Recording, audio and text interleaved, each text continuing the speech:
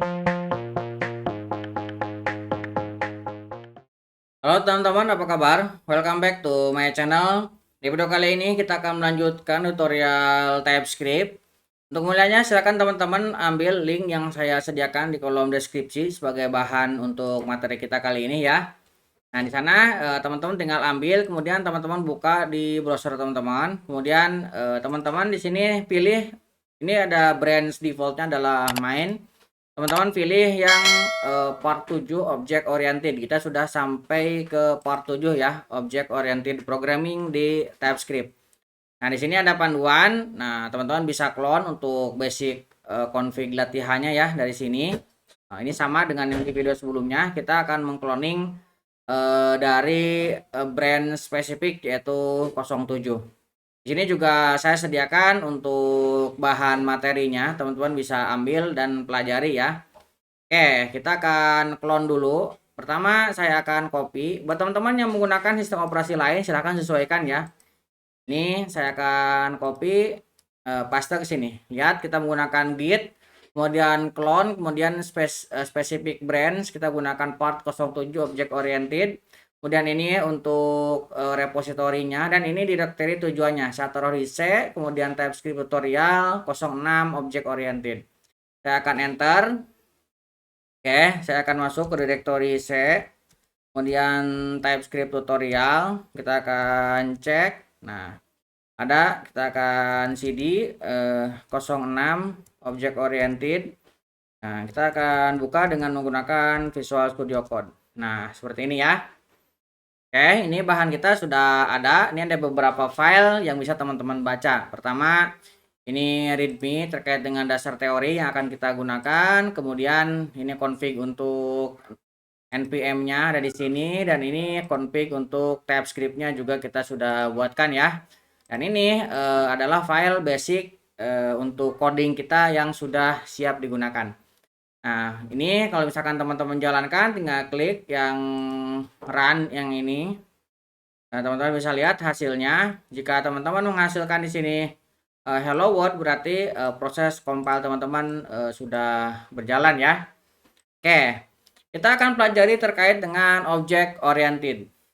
Jadi object oriented di TypeScript adalah paradigma pemrograman yang berdasarkan pada konsep objek, yaitu entitas yang memiliki properti atau atribut dan perilaku atau metode.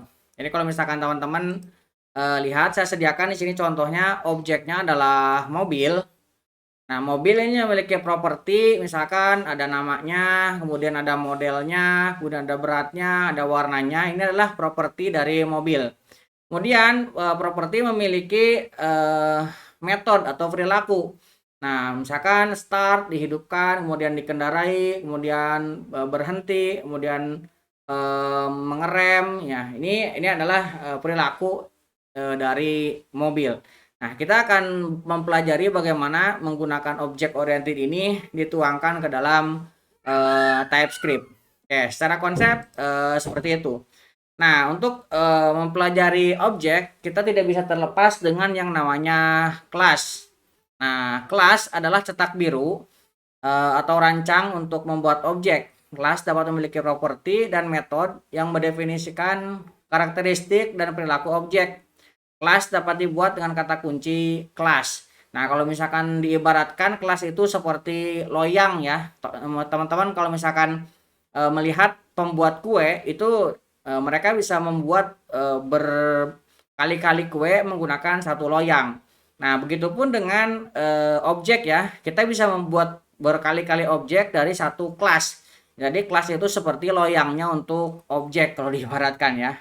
Oke, kita akan hapus dulu. Dan kita akan memulai dengan kelas. Nah, kelas kita harus mulai dengan kata kelas. Seperti ini. Ini menandakan bahwa kita akan membuat kelas. Nah, misalkan kita buat animal. Nah, kemudian ketika kita membuat nama kelas, itu diawali dengan huruf besar ya di depannya. Supaya nanti ketika kita definisikan objeknya itu lebih mudah. Dan secara baku pemrograman yang baik ya kita mengikuti standar umumnya ya, supaya nanti lebih rapi dan ketika orang lain membaca juga lebih mudah ya. Oke, ini yang disebut dengan kelas. Kemudian kelas akan memiliki yang namanya atribut. Nah, kita akan deklarasikan properti. Nah, kita akan membuat properti. Nah, properti ini bisa kita lakukan seperti kita membuat variabel ya. Misalkan saya akan membuat name. Nah, kemudian ini kita definisikan tipe datanya apa. Misalkan string ya. Nah, di sini ada error kalau misalkan si atribut ini, si properti ini belum digunakan. Nah, di sini misalkan saya akan tambahkan sebuah age, umur ya. Nah, kemudian saya akan membuat konstruktornya. Nah, konstruktor adalah sebuah metode yang dieksekusi ketika pertama kali objek itu dibuat, dieksekusi dan kita bisa memparsing parameter ke konstruktor. Nah, misalnya seperti ini, kita akan memparsing name dan age ke dalam konstruktor seperti initial value-nya ya. Nah, kemudian di sini kita bisa menambahkan perilaku metode animal. Misalkan metodenya apa? Misalkan show info aja ya. Show info. Nah, untuk penulisan sebuah metode, teman-teman diawali dengan huruf kecil. Jika dia dua suku kata, kemudian diawali dengan huruf besar. Untuk yang keduanya ya. Kemudian diawali ditutup dengan diakhiri dengan kurung buka dan kurung tutup dan kurung kurawal. Misalkan di sini saya buat console.log seperti ini ya. Kita gunakan backtick aja deh. Kita gunakan backtick untuk mencetak variabel. Kita gunakan backtick seperti ini. Nah, my name is ini kita gunakan seperti ini aja ya. Oke, ini objeknya atau kelasnya sudah kita buat. Nah, sekarang kita akan membuat objeknya. Ini sidebarnya saya tutup dulu ya supaya lebih lega. Dan ini saya geser ke bawah. Oke. Sekarang kita tinggal membuat sebuah variabel, membuat objek. Membuat objek. Nah, untuk membuat objek kita definisikan bisa seperti membuat variabel ya.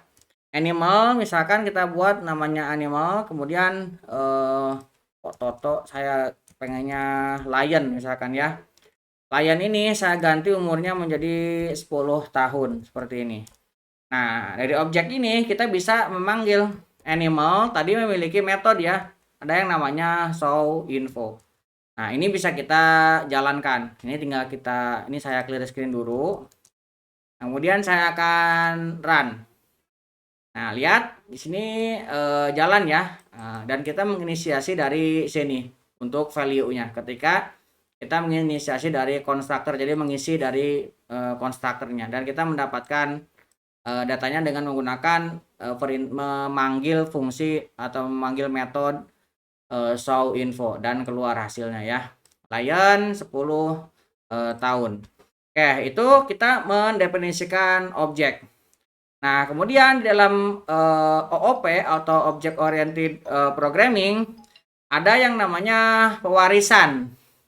Nah, pewarisan adalah mekanisme untuk mewariskan properti dan metode dari kelas lain. Pewarisan memungkinkan kita untuk membuat kelas turunan atau subkelas yang mewakili karakteristik dan perilaku tambahan dari kelas induk atau superkelas. Pewarisan dapat dilakukan dengan menggunakan extend. Nah, ini udah sangat populer sekali ya. Kalau yang namanya object oriented ada yang namanya pewarisan. Nah, misalkan di sini saya akan membuat contoh pewarisan ya. Nah, saya akan membuat kelas dog. Nah, dog ini kan turunan dari animal ya. Kemudian saya akan extend animal. Nah, seperti ini. Nah, kemudian di sini kita akan deklarasikan properti sendiri.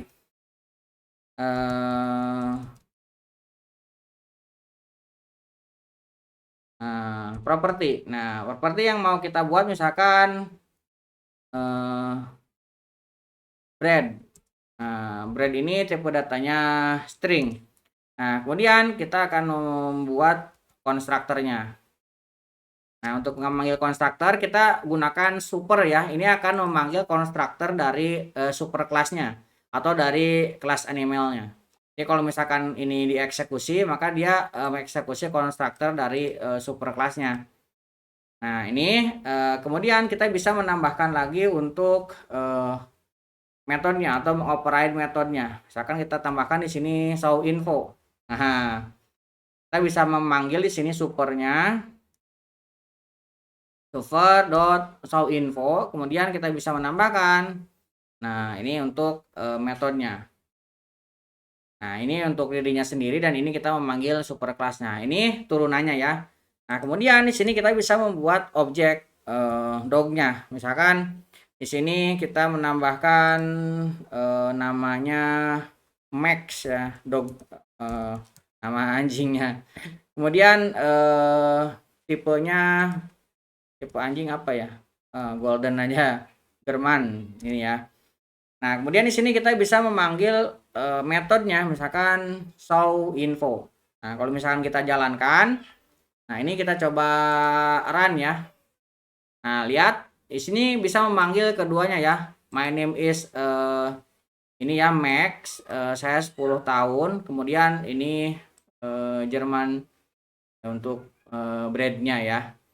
Oke, ini mewarisi dari sifat si animal. Nah, animal tadi kan dia ada fungsi yang bisa memanggil untuk my name ini ya dari atas ini.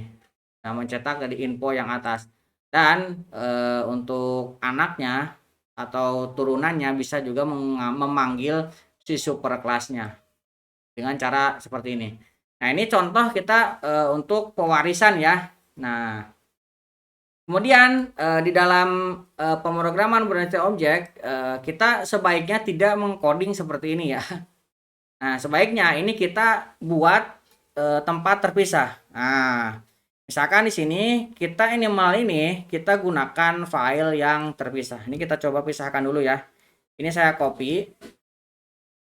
Kemudian saya akan buat file di sini, misalkan entity/animal.ts TypeScript. Nah, ini kita bisa pindahkan. Nah, ini akan kita pindahkan dan kita akan buat di sini. Di sini kita tinggal tambahkan yang namanya export. Nah, nanti ini bisa kita panggil supaya ini coding kita lebih rapi ya. Nah, cara memanggilnya kita bisa yang namanya import. Nah, kita bisa melakukan import. Nah, yang mau kita import apa? Misalkan animal dari animal. Nah, ini sudah diarahkan ya. Ini kalau misalkan kita jalankan juga. Nah, lihat ini berjalan dengan normal ya. Nah, tapi kita membuat coding lebih rapi. Jadi kita memiliki ini kemudian kita panggil dan ini bisa berjalan. Oke, ini contoh kita memisahkan coding ya. Jadi sebaiknya sih dipisahkan supaya maintenance-nya lebih mudah ya, jangan dijadikan satu. Kemudian kalau misalkan teman-teman yang ini juga mau dipisahkan, extend-nya juga bisa, silahkan untuk dipisahkan aja. Nah, kemudian kita akan mempelajari yang namanya enkapsulasi. Nah, enkapsulasi adalah proses untuk menyembunyikan detail implementasi dari pengguna. Enkapsulasi memungkinkan kita untuk mengontrol akses ke properti dan metode dari kelas. Enkapsulasi dapat dilakukan dengan menggunakan modifier seperti public, private, protected, read only. Nah, terkait dengan detailnya nanti kita pelajari untuk terpisah ya modifier, tapi kita akan coba memberikan contoh buat teman-teman bagaimana sih enkapsulasi di TypeScript. Oke, saya akan gunakan file terpisah ya. Nah, di sini saya akan coba membuat sebuah kelas. Nah, saya akan membuat namanya account. Nah, account.ts. Nah, account.ts kita akan buat sebuah export. Nah, kelas. Nah, namanya kita samakan ya. Account.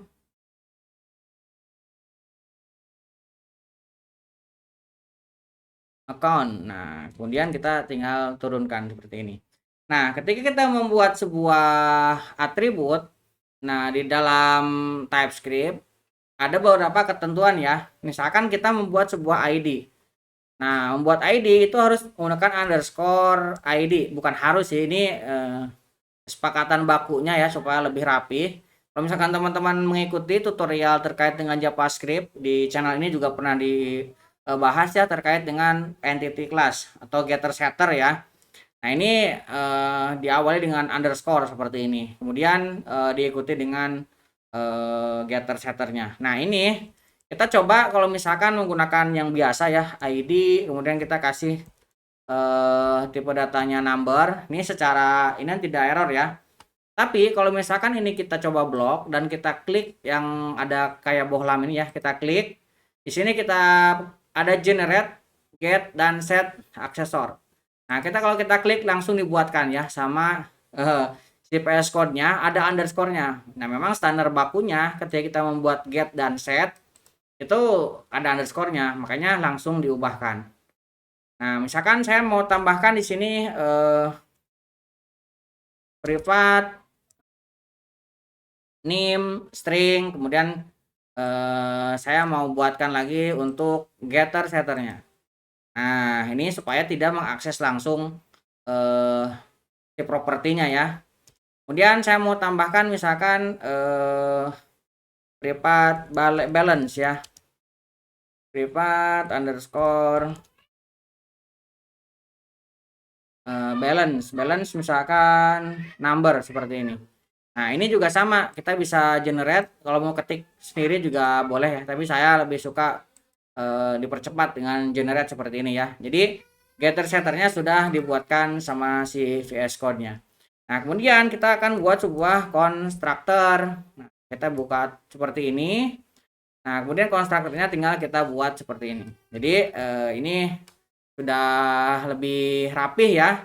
Ini dan ini. Nah, sekarang kita tinggal menambahkan metode yang dimiliki oleh account.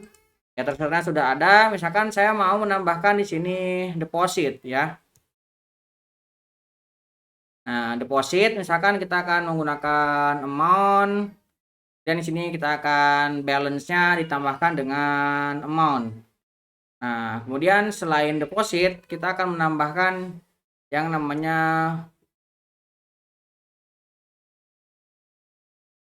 misalkan withdraw. Ini tinggal dikurangi. Nah, ini kita save.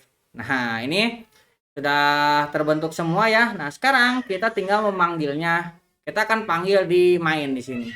Nah, caranya kita tinggal buat variabel let misalkan account sama dengan new. Nah, kita akan ambil dari entity account. Kita tinggal enter. Nah, di sini nanti ada diberikan arahan ya. Kita menambahkan ID. Kemudian kita harus menambahkan nama. Kemudian kita harus mengisi untuk tadi apa ya? Yang ketiganya untuk balance. Nah, di sini yang kita akses adalah ini ya. Nah, ini bisa kita ubah ya. Misalkan account .id. Nah, misalkan ini kita kasih jadinya 100. Ini bisa. Nah, jadi kemudian depositnya misalkan kita mau kasih tadinya 100, kita jadiin segini misalkan. Ini di save. Jadi kalau misalkan ini kita cetak console.log misalkan account balance. Oh, bukan, kita langsung cetak aja ya. Kita akan cetak akunnya misalkan. Oke, kita coba ya. Oke, lihat. Ini 100. Nah, kemudian ini juga menyesuaikan ya. Nah, karena ini kita ini kemudian kita depositnya tambahkan segini. Jadinya nambah. Tuh. Nah, ini kita taruhnya di sini dan kita mengaksesnya di sini, dan kita di sini tidak bisa mengakses yang ininya ya, underscore-nya. Kalau misalkan kita coba akses dari sini, misalkan kita ambil account dot underscore misalkan ID, ini akan error karena ini di private. Jadi kita tidak bisa mengaksesnya secara langsung di private, jadi hanya bisa diakses di kelas itu sendiri. Terkait dengan ini nanti kita bahas lebih detailnya di video yang lainnya ya, video berikutnya. Yang penting terkait dengan enkapsulasi, intinya kita tidak bisa mengakses langsung ini. Jadi kita hanya bisa mengakses konstruktornya, kemudian metodenya yang bisa kita akses, getternya dan setternya. Terkait dengan getter dan setter mungkin agak sedikit berbeda ya dengan kayak misalkan teman-teman menggunakan Java ataupun C# ya. Kalau misalkan di Java atau di C# ini kan public, ini digabungin ya, misalkan get balance. Tapi di TypeScript maupun di JavaScript ini ada fungsi sendiri ya. Get dan set ini ada sebuah ini sendiri dari ES6 ke atas.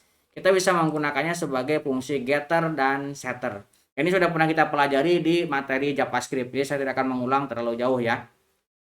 Oke, itu terkait dengan enkapsulasi. Nah, terkait dengan yang lainnya yang berhubungan dengan object oriented adalah polymorphism. Nah, polymorphism adalah kemampuan untuk memperlakukan objek yang berbeda dengan cara yang sama. Polymorphism memungkinkan kita untuk menimpa, override, atau memperluas, extend properti metode dari kelas induk. Polymorphism dapat dilakukan dengan menggunakan kata kunci super atau abstraknya. Kita coba ya. Pertama kita akan buat sebuah kelas. Ini misalkan saya akan buat di sini sebuah bentuk ya. .ts save. Nah, kemudian di sini kita akan buat export kelas namanya yang sama dengan nama filenya. Save. Nah, seperti ini. Kemudian di dalamnya kita akan buat sebuah protected ya. Protected underscore color, ini string. Kemudian saya akan buat konstruktornya color sama dengan color. Kemudian saya akan buat sebuah metode get area. Nah, dia akan mereturnkan number. Nah, kita akan kasih returnnya 0.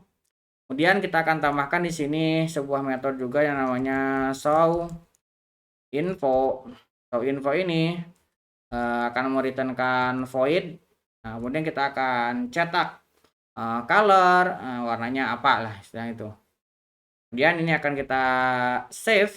Nah, ini kita akan simpan save-nya. Kita akan buat di sini ya. Kita akan panggil. Nah, pertama kita akan buat di sini untuk turunannya. Kita akan buat kelas, misalkan circle. Nah, kelas circle. Kita akan extend. Nah, kita akan extend ini. Kita akan enter, maka dia akan otomatis diekspor diimport ya. Nah, ke sini. Dan ini bisa kita lanjutkan. Nah, itu ya. Enaknya ngoding dengan metode objek itu kita lebih terstruktur, lebih rapi ya.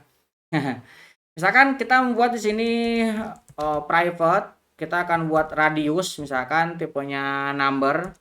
Nah, kita akan buat konstruktornya. Kita akan panggil super colornya, kemudian kita akan panggil radiusnya. Nah, kemudian kita akan override metodenya get area. Nah, get areanya kita akan return kan. Kita akan gunakan mat .p, kita akan gunakan mat.p dikali dengan kita akan ambil radius dikali dengan radiusnya. Nah, ini kita akan ambil juga show info super kelasnya ya. Kita tinggal ambil supernya show info. Kemudian kita akan tambahkan console radius. Kita akan ambil sebuah this.get area. Get area. Kita akan panggil ini. Oke. Ini kan satu ya, satu kelas circle. Nah, kita akan buat lagi kelas turunannya satu lagi. Jadi bukan hanya satu. Kita karena poly ya, kita buat lagi di sini sebuah kelas namanya rectangle. Rectangle kita akan extend lagi dengan save-nya. Oke. Kalau rectangle di sini ada yang namanya width height. Nah, kita akan tambahkan seperti ini, width, height, number. Kemudian di sini kita bisa override lagi get areanya. Nah, kita akan returnkan width dikali dengan height, panjang dikali lebar. Nah, kemudian di sini kita bisa override lagi untuk show infonya. Nah, kita akan ambil super class-nya show info. Kemudian kita akan ambil untuk get areanya.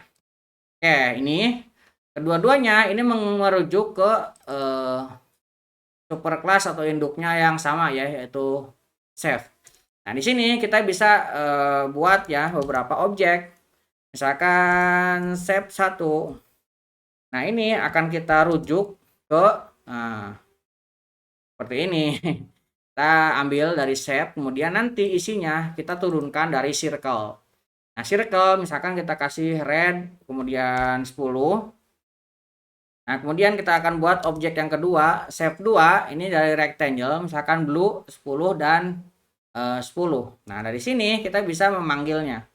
Misalkan saya akan console.log shape 1